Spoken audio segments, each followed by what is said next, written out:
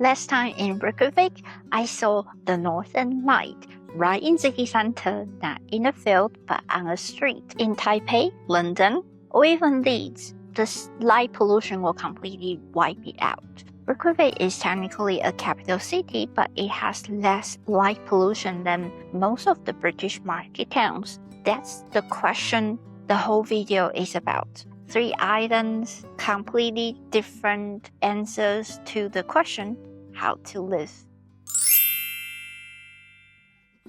Hi everyone, I'm Winnie, Taiwanese, 8 years in Yorkshire, and in today's video, I would like to compare my observation and experiences from the 3 islands, Taiwan, the UK, and Iceland. One thing that I observed that as a Taiwanese that resonate a lot with Icelander is we kind of eat everything.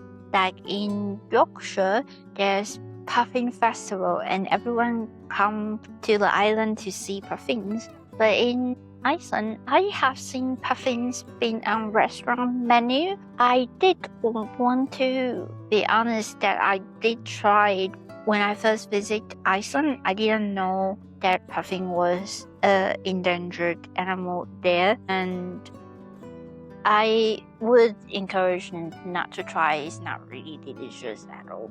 And also to protect this very lovely, cute, and precious animal. My fiance said that he previously lived in Iceland and he would show that the hunters just use a net and just have to hold the net and then puffin will fly in. But yeah, they are in danger now. Not encouraging you to eat puffins anymore. But as a Taiwanese, I quite understand that as Iceland and Taiwan is different, but we are the same with the resource is scarce perspective. So traditionally, we'll kind of eat anything that you can find on the island. And I think that's why that puffin was on the menu. Yeah, whales, puffins are in danger now. Please do not eat them. If you see them on the menu, boycott the restaurant. But you can try our horse in Iceland. There's not saying that you need to do that, but I personally think it's an interesting experience similar to how people eat beef. Here in the UK, the Icelanders do eat horse. Horse meat is quite similar to beef, to be honest. I remember there was a whole scandal about a horse meat pretending to be beef in burgers. It probably wouldn't be a scandal in Iceland. I mean, it will still be scandal if things are being labeling wrong. But yeah, they do eat meat there. So I did try. The second one that I want to talk about is actually a geographic thing.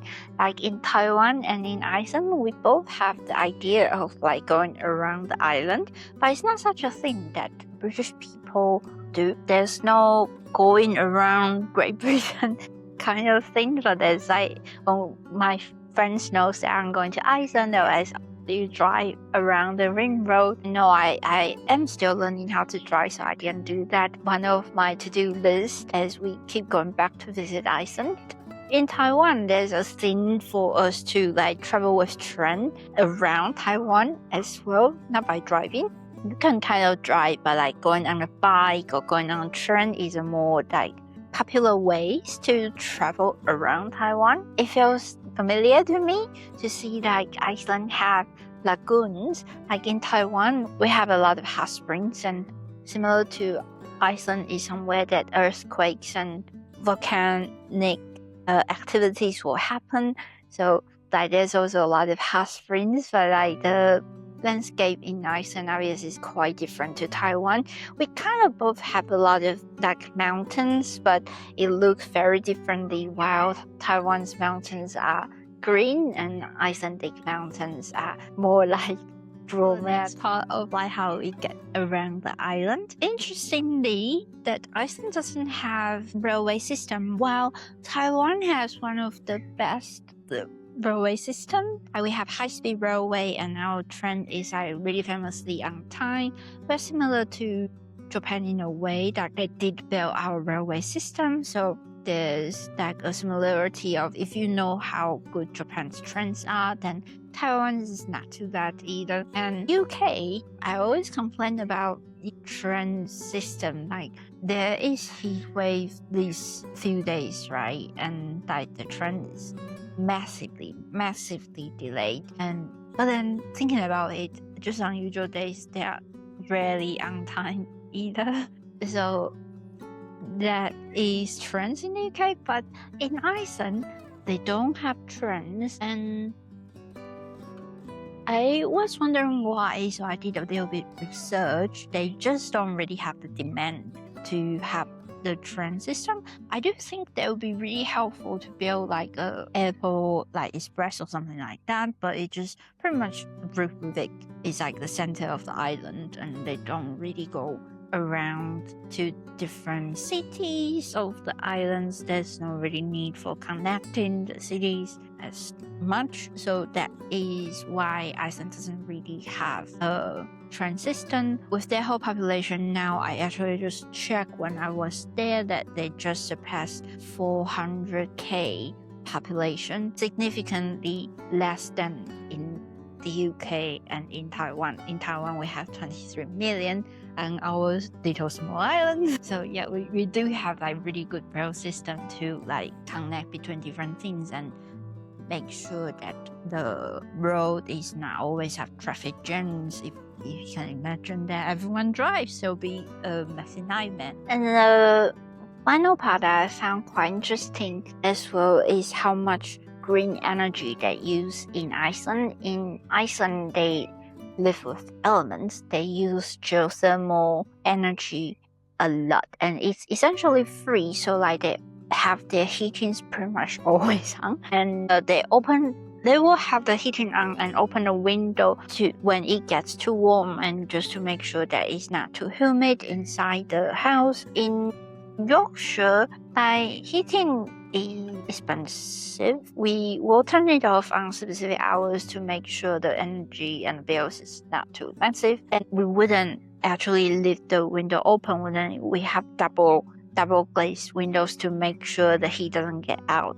In Taiwan, we don't at all have central heatings, and I can't even imagine to have heatings turned on. Don't get me wrong, like my grandma does turn on heatings, but like for me, I need aircon a lot more, and I do hope that there's aircon in this kind of weather in the UK as well. That it is so hot when there's heat wave, and I do appreciate the summers in the UK. Like I can at least sit outside here. I wouldn't do that in Taiwan. Like it will kill me. But I do hope there's air conditioning, because when I was working earlier, it was just far too hot. And with global warming coming, when I visited Iceland this time, their temperature was actually quite manageable. It's like Icelandic summer was really, really lovely. And you can see that for Britain, there are a lot more heat waves, and there are a lot more talks about building air conditioning now as well with global warming.